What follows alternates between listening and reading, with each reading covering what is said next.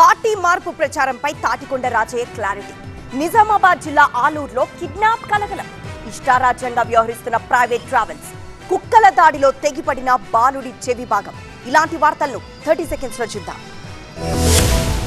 కాంగ్రెస్ లో చేరబోతున్నట్టు జరుగుతున్న ప్రచారాన్ని ఖండించారు బీఆర్ఎస్ నేత తాటికొండ రాజయ్య. తనపై తప్పుడు ప్రచారం చేస్తున్నారంటూ మండిపడ్డారు. పాత ఫోటోలను మార్పింగ్ చేసి సోషల్ మీడియాలో పెడుతున్నారని ఫైర్ అయ్యారు. తనపై తప్పుడు ప్రచారం చేస్తున్న వారిపై చట్టపరంగా చర్యలు తప్పవని హెచ్చరించారు. తన పోరాటం కాంగ్రెస్ పైనే అంటోన్న రాజయ్య కడియం శ్రీహర్పై అనర్హత వేటు పడక తప్పదన్నారు. నెల రోజుల్లోగా కడియంపై వేటు పడుతుందని, ఈలోపే నైతిక విలువలకు కట్టుబడి రాజీనామా చేయాలి అన్నారు. తెలంగాణ సమాజం మొత్తం స్టేషన్ గన్పూర్ ఉప ఎన్నిక కోసం ఎదురు చూస్తోందన్నారు తాటికొండ రాజయ్య. సర్పంచ్ ఎన్నికలను లీగ్ మ్యాచ్ తో పోల్చిన రాజయ్య ఎంపీటీసీ, జెడ్పీటీసీ ఎన్నికల్లో ప్రజల నాడి తెలుస్తుందన్నారు.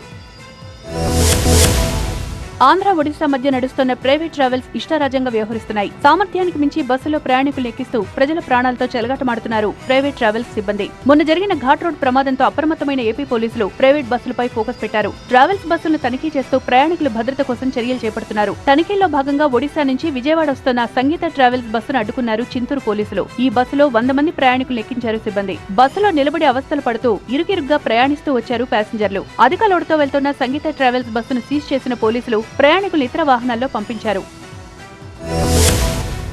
మంచిర్యాల జిల్లా చెన్నూరు పట్టణంలో ప్రభుత్వోన్నత పాఠశాలలో జరిగిన నవోదయ ప్రవేశ పరీక్షలో మాస్ కాపీయింగ్ జరిగిందనే ఆరోపణలు కలకలం రేపాయి. కొందరు ఇన్విజిలేటర్లే కాపీ కొట్టడానికి సహకరించారని కొంతమంది విద్యార్థులు ఆరోపిస్తున్నారు. ఓఎంఆర్ జవాబు పత్రాలను సైతం మార్చుకున్నా పట్టించుకోలేదని మండిపడుతున్నారు.